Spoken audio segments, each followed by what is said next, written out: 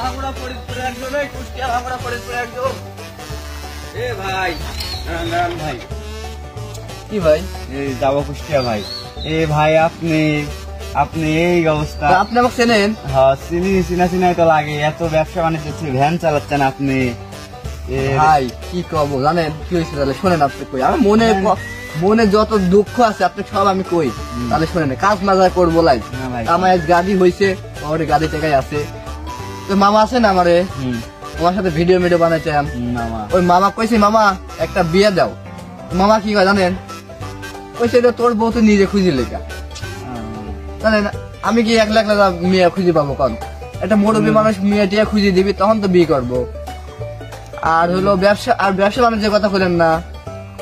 ব্যবসা বাণিজ্যের কথা কি যায় এরকম কি একটা ভ্যান চালাচ্ছে? সেটাই তো ভাই কথা।